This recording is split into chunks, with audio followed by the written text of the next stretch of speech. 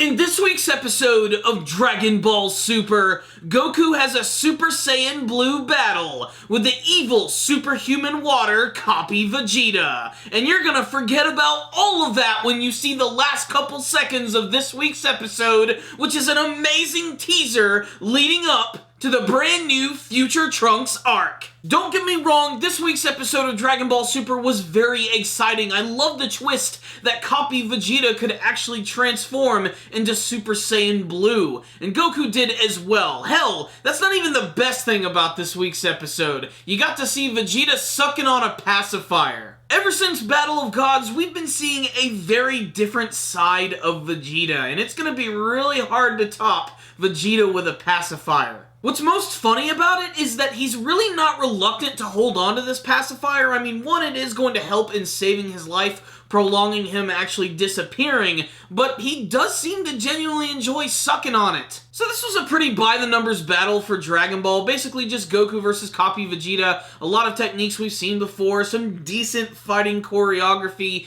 It's when they went Super Saiyan Blue that things started to get interesting, but as soon as that happened, we went to this sequence with Jacko, the Galactic Patrolman, and them running away from this big pile of goo, which is going to be their answer to defeating copy Vegeta, because if they destroy this little crystal, it's going to weaken him, and that's exactly what they do after all these crazy shenanigans, and Goku is able to destroy copy Vegeta with one big Kamehameha blast, pretty much ending the adventures on the planet of Patafu. What's really funny about all of this is that the Master of Nipples Monaka is very instrumental in the defeat of copy Vegeta, because he's the one who actually steps on his crystal, which makes him all weak and allows Goku to actually finish him off. It's a nice little touch to the end of this pretty ridiculous 3-episode arc. But as soon as that's all done and we get through all of the celebrations, we immediately hard cut to a parallel future where Future Trunks is running around in this completely destroyed city, and at the very end it looks like a searchlight finds him. He looks towards the camera and it says the next chapter of Dragon Ball is about to begin!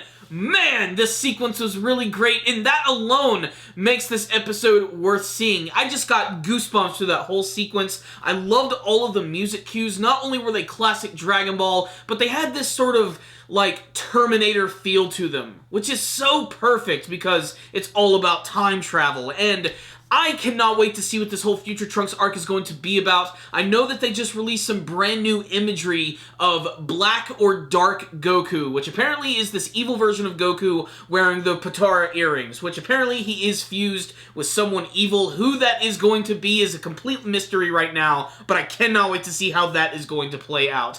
And what's most interesting about this version of Trunks is that he has blue hair, and there's a very good chance that this is a Trunks from a completely alternate timeline than the one that we actually saw before. There are going to be similarities in the fact that it's in this post-apocalyptic setting, he has a sword, but if you also look at the preview and some of the imagery they released for the next arc, it looks like he's also going to be traveling with Mai, the younger version of Mai that we see in Dragon Ball Super, who seems to have grown up with Trunks. That would mean this is a Trunks from an alternate future where the Pilaf gang wish themselves to be young and that Mai grew up being the friend of Trunks.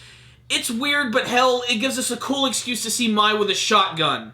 So what's the rundown on this week's episode of Dragon Ball Super? I really just don't have that much to say about it. I mean, the first half of the episode was super predictable, and it was just Goku biding his time before he would power up and fight against this version of Vegeta, which, hilariously enough, I think one of the funniest aspects of this episode is that Vegeta cannot decide which person he wants to root for, because of course he wants Goku to defeat copy Vegeta so that he can be alive, but at the same time he's disappointed in actually seeing himself be defeated by Goku. It leads to a lot of really great funny moments where he actually interrupts the battle and tries to tell them each way to fight, and again, even they're confused. Which side is he on? It's really funny. In fact, I would have to say in Dragon Ball Super, they have really turned Vegeta into an extremely comedic character, and that's such a stark contrast from the way he was at the beginning of the series, where he was essentially just a planet conqueror. But let's face it, it's all about that Future Trunks scene at the end of this week's episode. It was so very satisfying. Getting to watch the preview for the next episode has just got me so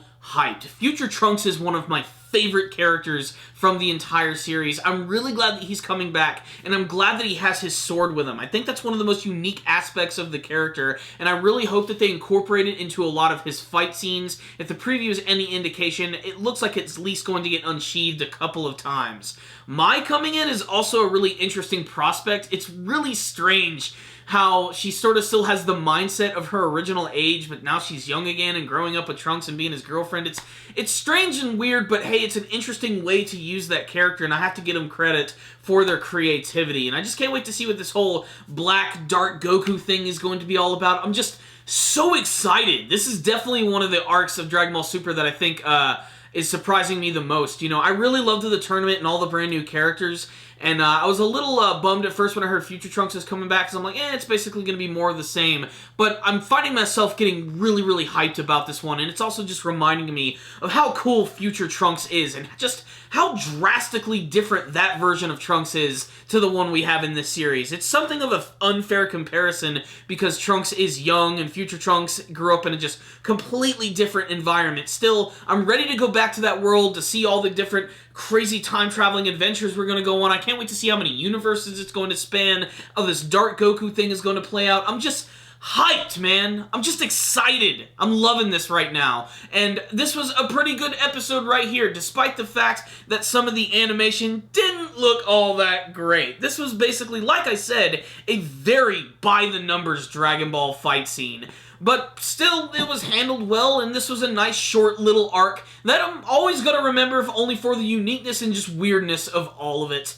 And, of course, getting to see the beginning of the brand new Future Trunks arc. I'm just, so excited, guys! I really can't contain it. I think I'm going to have to do, like, an extra discussion video just talking about this stuff. So, there it is. That's my thoughts on this week's episode of Dragon Ball Super. I'm going to give it a 4 out of 5. If they didn't have the Future Trunks in, I would have probably given this a 3 out of 5, but that Future Trunks stuff has just got me hyped, man. I'm so excited. So, there it is. That's my review. But I want to hear from you guys. Did any of you watch this week's episode of Dragon Ball Super? What did you think of the final battles with Copy Vegeta? And are you excited for the return of Future Trunks? What's the deal with Black Goku? And what do you want to see from this big time-traveling epic and the rest of Dragon Ball Super? Please tell me in the comments section below. You guys are awesome. Thank you for watching my review. I really appreciate it. If you want to help support Super Kami Guru 9000, like the video, share it with your friends, comment on it, and subscribe to the channel. Thank you again for watching, and as always,